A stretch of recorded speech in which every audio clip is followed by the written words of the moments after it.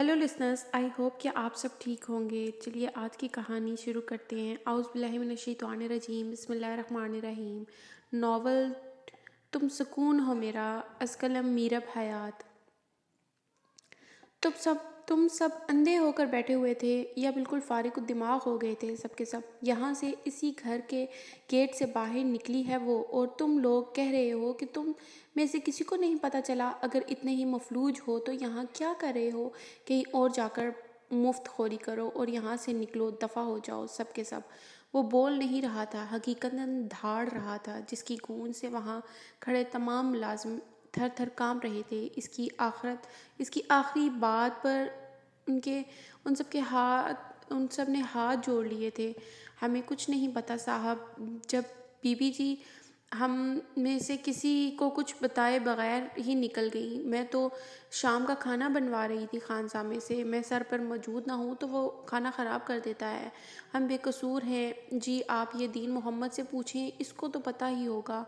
उमर रसीदा मुलाजमा अल्लाह रखी ने अपनी सफाई पेश की थी, मगर इसकी कुशादा पेशानी की तेवरियों में कोई कमी नहीं आई थी। दिल तो कर रहा था कि एक एक नौकर से उसकी बेपरवाही का हिसाब ले और उनको नौकरी से निकाल दे। निकम्मे, फारिग, बेकार और बिल्कुल सुस्त मुलाजिम रखे हुए हैं आपने। इन सब की लापरवाही की वजह से आज ये दिन देखना पड़ रहा है मुझे, वरना अगर मैंने उससे अपने फार्म हाउस पर रखा होता तो आज ये तकलीफ़ ना उठानी पड़ती मुझे।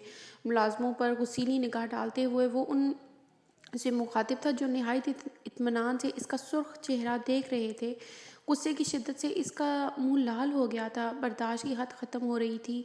इसे अंगारा होती आंखें चौकीदार पर टिकाईं, जो मसलूमियत की इमारत बना खड़ा हुआ था। तुम यहाँ आओ दीन मोहम्मद, इसने सख्त लहजे में चौकीदार को पुकारा था। वो दिल ही दिल में आयतुल कुर्सी पढ़ते हुए इस तक आया। बाकी मुलाजिम की जान निकलने लगी। तुम्हारे सामने निकली थी ना वो? तुमने अपनी आंखों से उसे जाते देखा था ना? उसका गिरेबान सख्ती से दबोचते हुए वो भूल गया था कि मुकाबिल शख्स उम्र में इससे कई साल बड़ा है। चौकीदार ने मदद तलब नज़रों से अपने बड़े साहब की तरफ देखा, जो ज़रा फासले पर खड़े छोटे साहब का गरजना बरसना सुकून से देख रहे थे। साहब माफ़ कर दें साहब, मेरा कोई कसूर नहीं है जी। बीबी जी से पूछा था वो अकेली कहाँ जा रही हैं, मगर इन्होंने मुझे डांटा और ये कहने लगी कि मैं आपसे मेरी शिकायत कर देंगी। इसे गड़गड़ाते हुए बार बार बताएगी बात, एक बार फिर दोहराएगी। पिछले 4 घंटे से वो ये बात कई मरतबा वहाँ मौजूद शख्स से सुन चुका था। छोटे साहब का गुस्सा किसी सूरत कम नहीं हो रहा था। एक सुलगती हुई निगाह चौकीदार पर डालकर इसने इसे एक झटके से परे किया। वो दूर जाकर मार्बल के चिकने फर्श पर गिरा था। माली बाबा ने एक तरह अमेज निगाह ज़मीन पर कांपते हुए चौकीदार पर डाली। इन्हें अनकरीब अपनी हालत ख़राब होती नज़र आ रही थी। दफ़ा हो जाओ मेरी नज़रों के सामने से, वरना एक एक को आग लगा दूंगा, वो चिल्लाया था। सब मुलाजिम मिनटों में वहाँ से गायब हुए थे। तभी इसका वफादार मुलाजिम कम दोस्त ज़्यादा इसके करीब आया था। हिम्मत से काम ले साईं, बीबी ज़्यादा दूर नहीं गई होंगी, मिल जाएंगी, आप फिक्र न करें। इसके मजबूत कंधे पर हाथ रख के इसने इसे हौसला दिया था। 4 घंटे बीत चुके हैं बख्श, इसे कैसे फिक्र न करूं? आसपास का सारा एरिया छान मारा है, मगर वो कहीं नहीं है। मैं ये बर्दाश्त नहीं कर सकता बख्श, इसे ढूंढो, जल्द अज जल्द ढूंढ लो इसे, वरना मैं पागल हो जाऊंगा। बेबसी से कहता हुआ वो दाद बख्श को बहुत थका हुआ लग रहा था। बाकी मुलाजमों के साथ इसका रवैया जो भी था, मगर दाद बख्श के सामने वो एक खुली किताब था। वो तो इसका बचपन का साथी था, बचपन का राजदार था, इसकी तड़प और तकलीफ़ को बखूबी समझता था। दाद बख्श ने उसके शानों पर दबाव डाला था, जैसे इसे यकीन दिला रहा हो कि वो इसकी मुश्किल हल कर देगा। इसने एक नर्म निगाह दाद बख्श पर डालकर दूसरे अपने दाएं तरफ खड़े चंद कदमों के फासले पर खड़े इस मर्द पर डाली, जिसे इसके बेहद करीबी रिश्ता था, मगर वो इसकी तकलीफ पर पुरसुकून था, जैसे इसे कोई फ़र्क ही ना पड़ा हो। इसे दुखती हुई पलकें उठाकर इनकी आंखों में झांका, जहां सिर्फ ये लिखा हुआ था, बताओ अब कैसा फील कर रहे हो? तुम्हें ज़्यादा शौक चढ़ रहा है जॉब करने का? ओन ने इसे सख्त चुनौतियों से घूरा, जिसने इसे یوں گھورنے پر معصوم سی شکل بنا لی تھی۔ کیا بتاؤں کہ کتنا شوق ہے یار، بس تم ٹانگ مت اڑانا، میں پہلے ہی بتا رہی ہوں، کیونکہ میں رکنے والی نہیں ہوں، میں یہ جاب کروں گی اور ضرور کروں گی، خبردار جو تم نے امی کے کان بھرے تو مجھ سے برا کوئی نہیں ہوگا، اس نے ضدی انداز میں اپنایا اور آخر میں دھمکی بھی دے ڈالی۔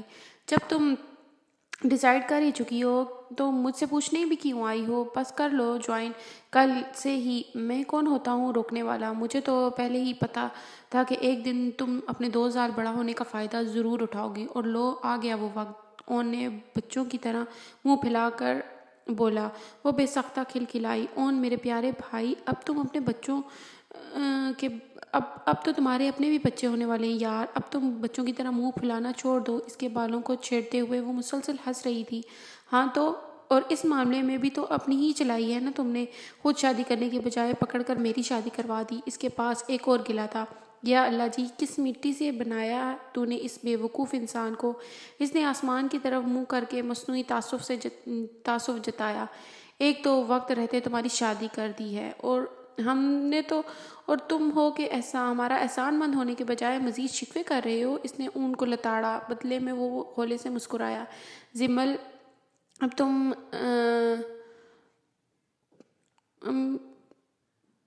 اب تم بات کو گھما رہی ہو یار، سیدھے سیدھے بتا دو تم یہ جاب کیوں کرنا چاہتی ہو؟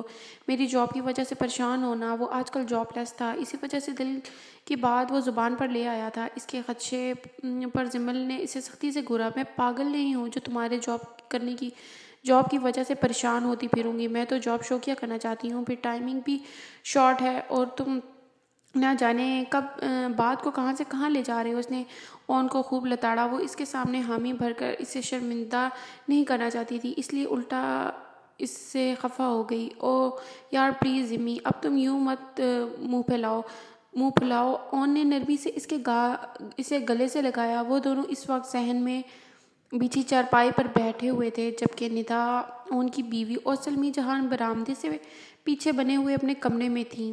ہاں تو تم نے سوچا بھی کیسے کہ میں اپنے گھر کے حالات یا تمہاری بے روزگاری سے نالاں ہو کر جاب کرنا چاہ رہی ہوں؟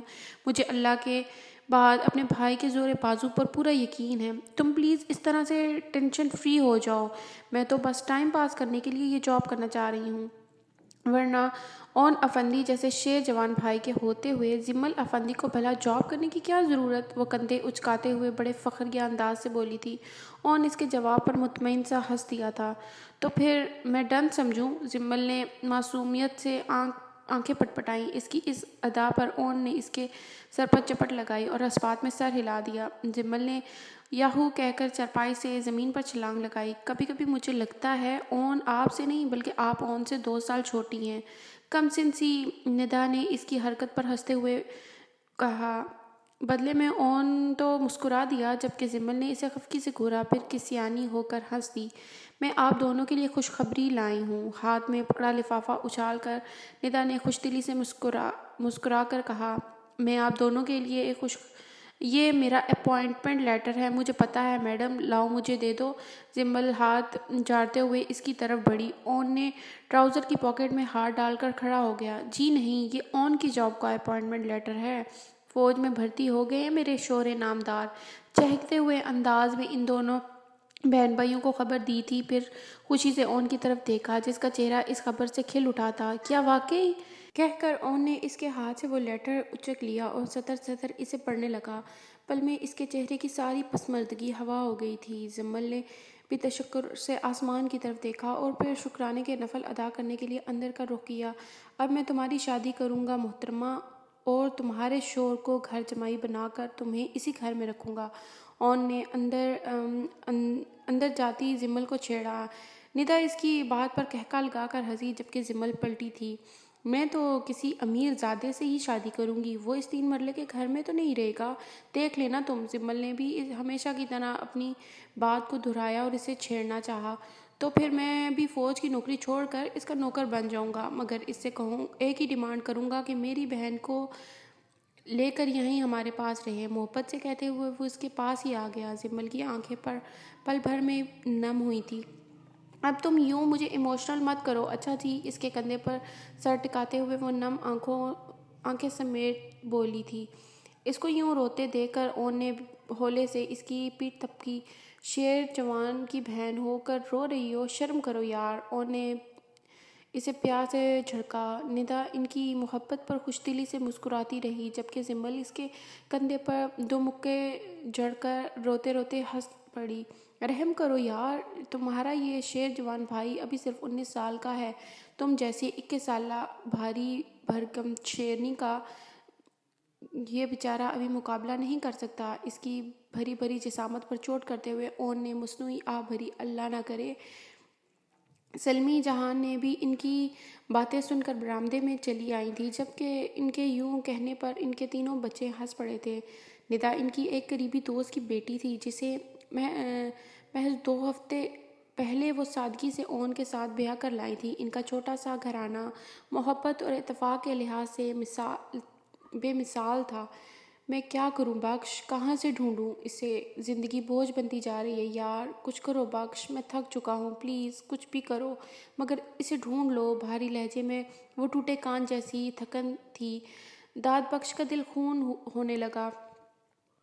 سائیں، آپ بھول کیوں نہیں جاتے انہیں؟ گزرے ہوئے ماضی کے ساتھ جئیں گے تو زندگی بوجھ ہی لگے گی۔ آپ اپنے حال کو سنوار لیں، مستقبل بھی خوبصورت ہو جائے گا۔ داد بخش نے ایک بار پھر اسے سمجھانے کی کوشش کی تھی۔ یہ تم کیا کہہ رہے ہو بخش؟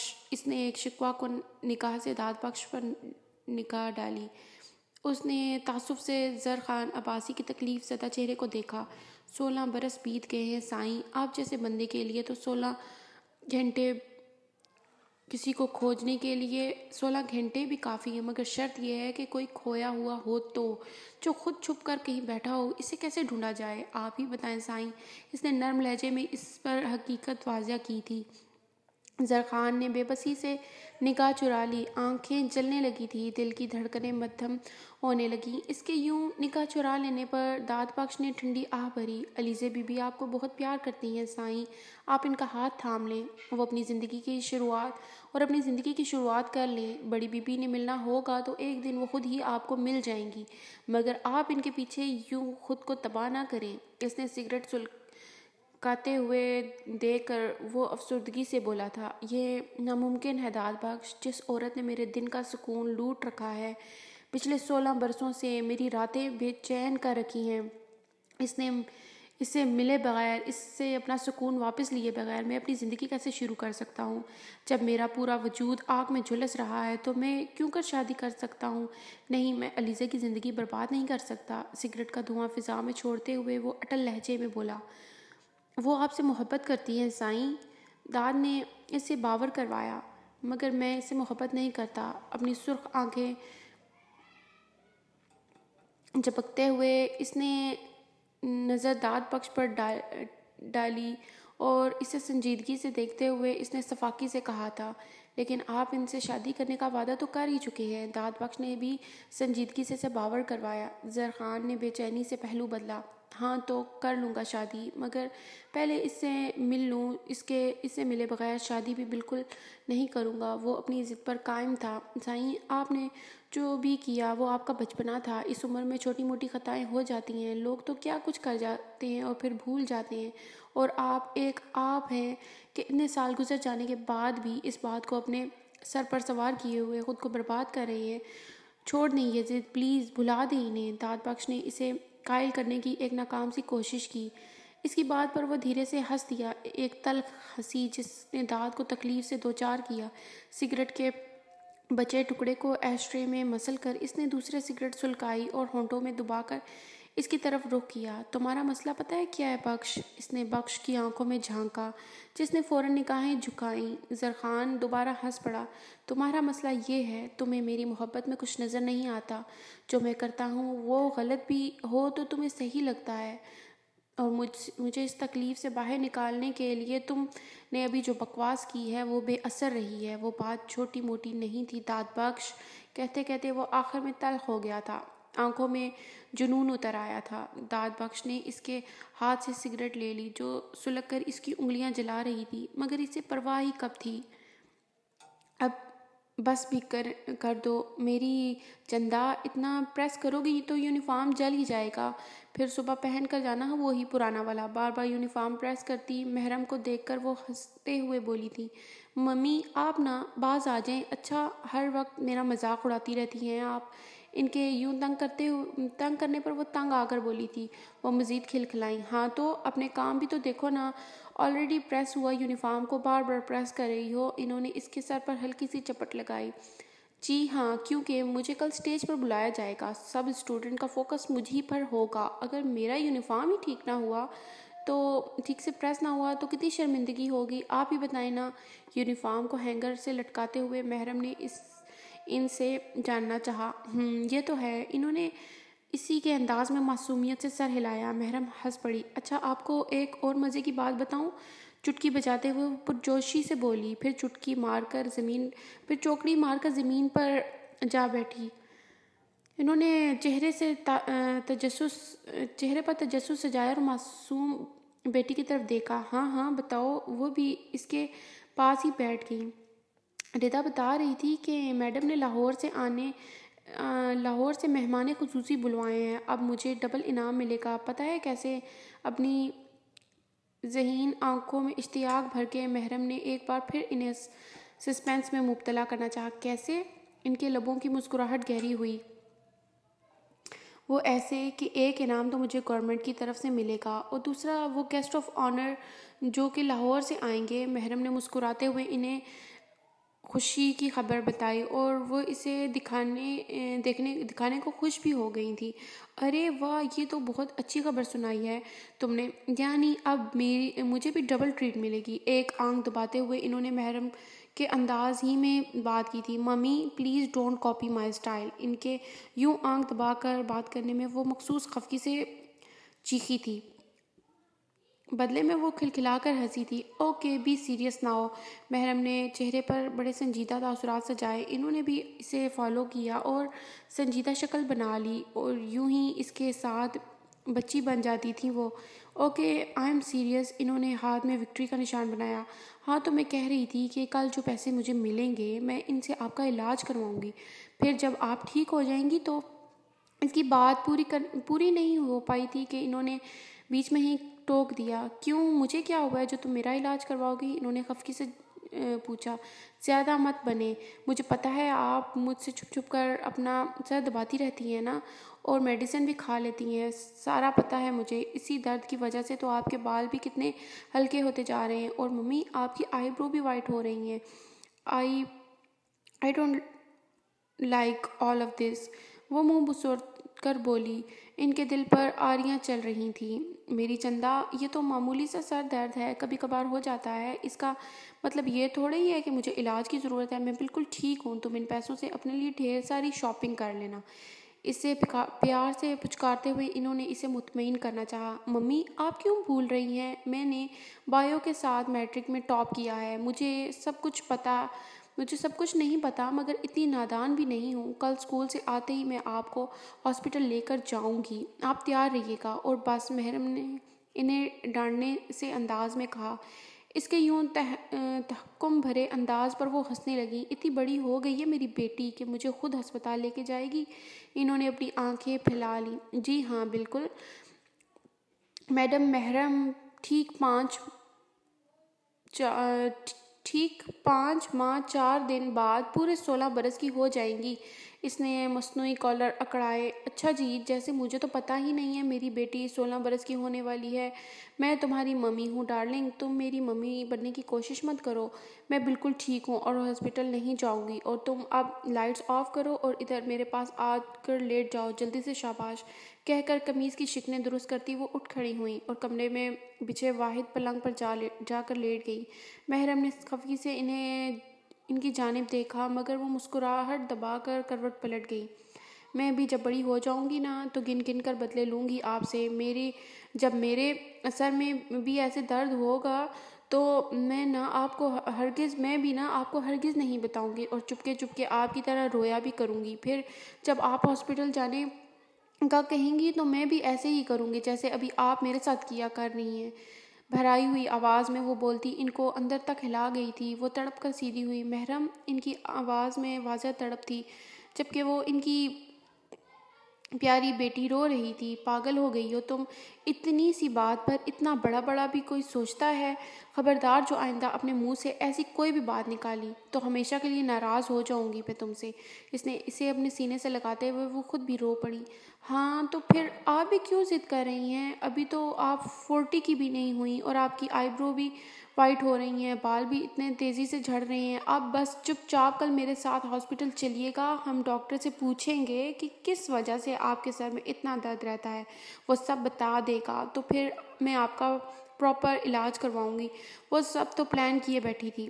اچھا ٹھیک ہے میری ماں، کہو تو ابھی چلتے ہیں، مگر اب تم رونا بند کرو پلیز۔ انہوں نے نرمی سے اس کے آنسو صاف کیے۔ ان کی حامی بھرنے پر اس کا چہرہ کھل اٹھا۔ تھینکس ممی، وہ خوش ہوتے ہوئے ان سے لپٹ گئی۔ انہوں نے چپکے سے اپنی آنکھ سے نکلتا آنسو صاف کیا۔ ویسے تمہیں کیسے پتہ لگا کہ میں ابھی 40 کی بھی نہیں ہوئی؟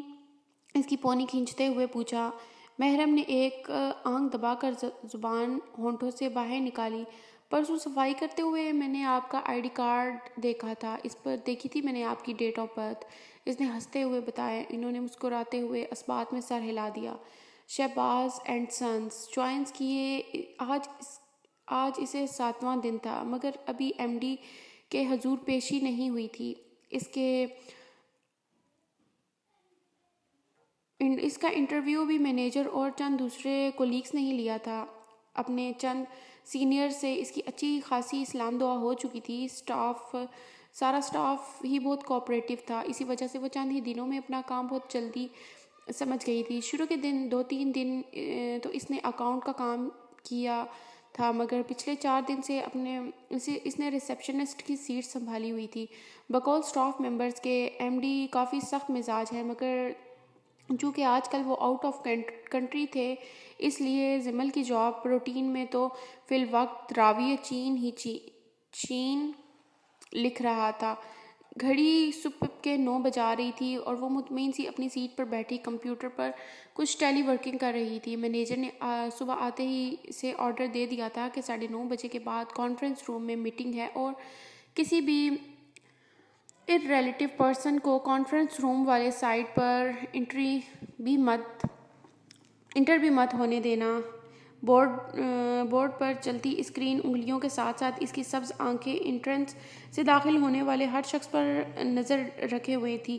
سارا سٹاف اپنے کام میں مصروف تھا، جبکہ چند سٹاف ممبرز کی ٹائمنگ 11 بجے کے بعد سٹارٹ ہونے والی تھی۔ زمل مکمل توجہ سے اپنے کام میں مصروف تھی۔ وہ بڑے انہماک سے مانیٹر کی سکرین پر نگاہ لگائے ہوئے تھی، جبکہ اس کی نظر گلاس ڈور دھکیل کر اندر داخل ہوتے ہوئے اس شخص پر پڑی۔ رفع حلیے میں شان بنیازی سے چلتا ہوا وہ شخص اسی طرف آ رہا تھا۔ زمل مطمئن ہو کر دوبارہ مانیٹر سکرین کی طرف متوجہ ہوئی، کیونکہ وہ جانتی تھی کہ ہر آنے والے کی طرح وہ شخص بھی پہلے اسی کے پاس آئے گا، مگر دفعتاً اسے چونکنا پڑا۔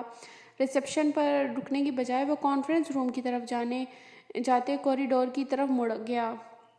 ایک پل کو تو وہ ہونک رہ گئی، اب کیا کرے، مگر اگلے ہی پل پھٹی سے اس کی طرف دوڑ لگائی تھی۔ اوہ ہیلو مسٹر، کہتی ہوئے وہ جلدی سے اس کے سامنے آئی تھی۔ بھاگنے کے باعث سانس پھول گیا تھا، جبکہ یوں رستہ روکے جانے پر مقابل کی کشادہ پیشانی پر بال پڑ گئے تھے۔ زمل نے اوپر سے لے کر نیچے تک اس شخص کو دیکھا، جو بلیک ٹراؤزر اور بلیک ہی ٹی شرٹ میں ملبوس اپنی شاندار ہائٹ میں بالکل ہی عام نہیں لگ رہا تھا۔ کون ہیں آپ اور ادھر کدھر جا رہے ہیں؟ سختی سے کہتے ہوئے زمل نے کانفرنس روم کی طرف اشارہ کیا۔ سوری ٹو سے، بٹ آپ میں مینرز نام کی کوئی چیز نہیں ہے کیا؟ میں آپ کو وہاں بیٹھی ہوئی نظر نہیں آ رہی تھی جو آپ سیدھا منہ اٹھا کے یہاں کو چل دیے؟ وہ غصے سے بولتی چلی گئی اور اس سے اس شخص پر غصہ آ رہا تھا جو اپنا کارڈ دکھائے بغیر سیدھا کانفرنس روم کی طرف چلا آیا تھا۔ اگر وہ اندر چلا جاتا تو مینیجر سے اس کی شامت تو پکی تھی، اور ابھی اس کی جاب نئی تھی، لہٰذا وہ ابھی تو اپنی شامت افورڈ نہیں کر سکتی تھی، جبکہ باس بھی آؤٹ آف کنٹری تھے۔ یور گڈ نیم پلیز، مقابل نے کوئی جواب دینے کے بجائے الٹا اسی کا نام پوچھ لیا تھا۔ چہرے کے تاثرات ناقابل فہم تھے۔ کلین شیو میں اس کا نکھرا ہوا چہرہ بے حد بھلا لگ رہا تھا، مگر زمل کو تو اپنی جاب کی پڑی تھی۔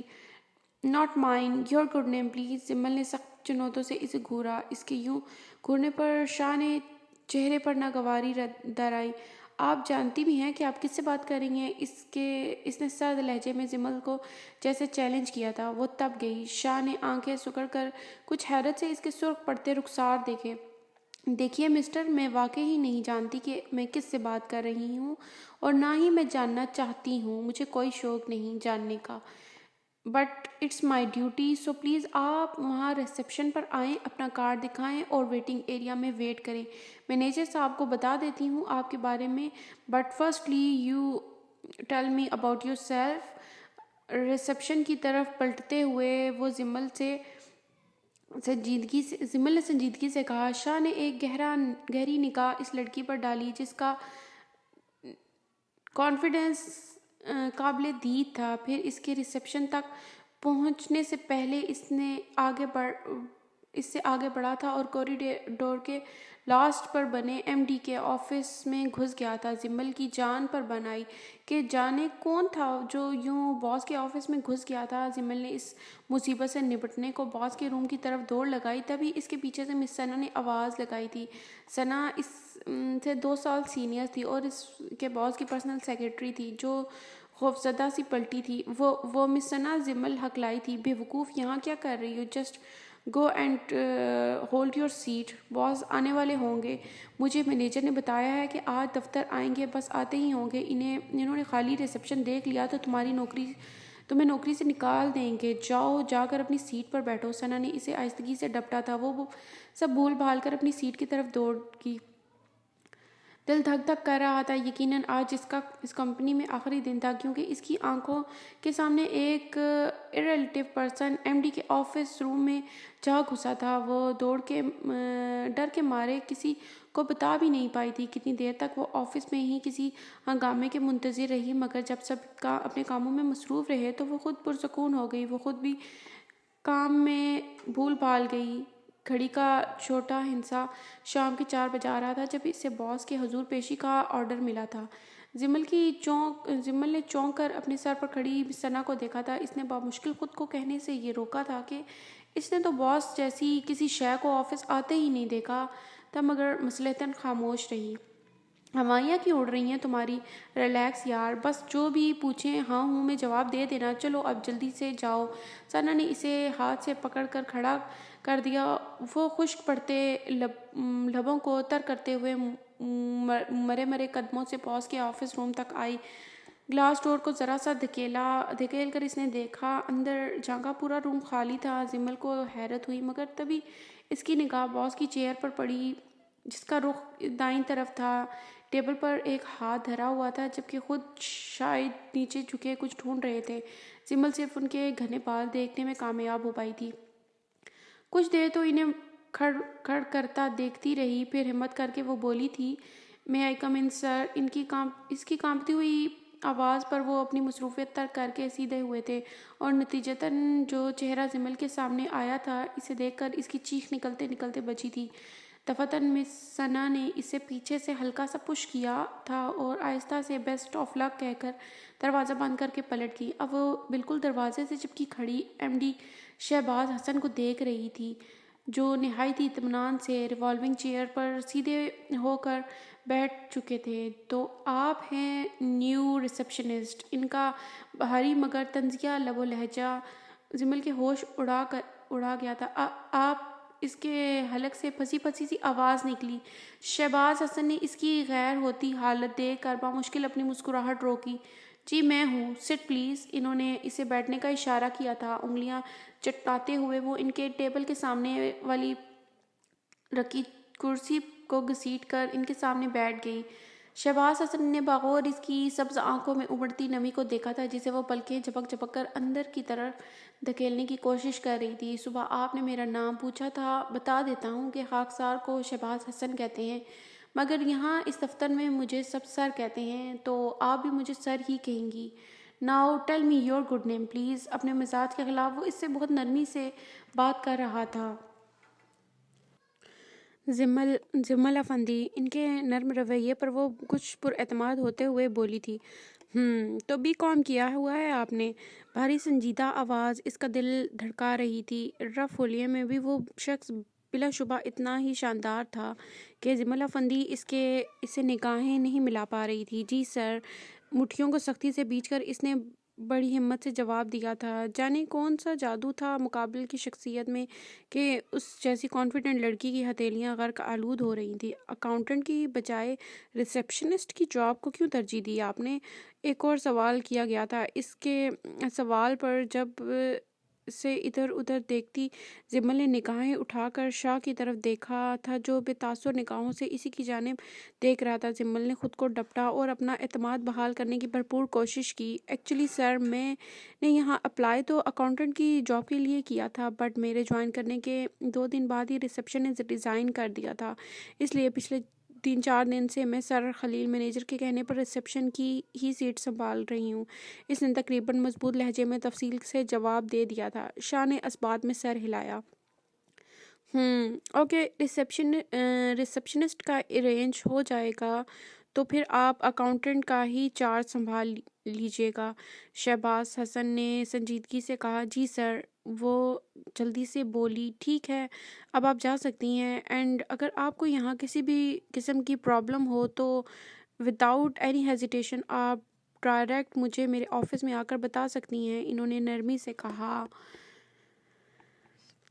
تھینکس سر. وہ ہولے سے مسکرا کر بولی. شاہ نے اسبات میں سر ہلایا. وہ جانے کے لیے پلٹی، پھر ایک پل کو رکی تھی اور مڑ کر شہباز حسن کی طرف دیکھا. وہ اسی کی جانب متوجہ تھے. صبح والی بدتمیزی کے لیے ایکسٹریملی سوری سر. ایکچولی میں نے آپ کو پہچانا ہی نہیں. آئی مین کہ میں نے آپ کو کبھی پہلے دیکھا ہی نہیں تھا، تو اسی لیے بس. زمل نے شرمندگی سے کہا، نگاہیں جھکائے ایکسکیوز کرتے ہوئے. بہت معصوم لگ رہی تھی. اس کی بات پر مقابل کے لبوں پر ایک خوبصورت تبسم بکھر گیا. ان کی خاموشی محسوس کر کے زمل نے نگاہیں اٹھائی تھیں، مگر ان کو نرمی سے مسکراتے دیکھ کر زمل کی ہارٹ بیٹ مس ہوئی تھی. اس نے گھبرا کر اپنے دل پر ہاتھ رکھ لیا، پھر انہیں اپنی طرف متوجہ دیکھ کر فوراً ہی نیچے بھی کر لیا تھا. یہ کیا ہو رہا تھا اسے؟ اٹس اوکے مس زمل. جس حلیے میں آج آفس آیا تھا اسے میں کوئی بھی کنفیوژن ہونا کوئی انوکھی بات نہیں تھی. Don't be weird, it's all okay. Shah نے نرم مگر سنجیدہ لہجے میں کہا. وہ اسبات میں سر ہلاتے ہوئے فوراً وہاں سے نکلی تھی، جبکہ شہباز حسن نے اس بے وقوف لڑکی کے بارے میں سوچتے ہوئے اپنی ہنسی دبائی. پھر سر جھٹک کر اپنا لیپ ٹاپ آن کر کے وہ اپنے کام میں مصروف ہو گیا. مگر زمل افندی پھر ٹھیک سے اپنے کام میں مصروف نہیں رہ پائی تھی. چلیے جی، آج کی ہماری ایپیسوڈ یہیں تک تھی. ملیں گے کل ہم نیکسٹ ایپیسوڈ کے ساتھ انشاءاللہ. اللہ حافظ.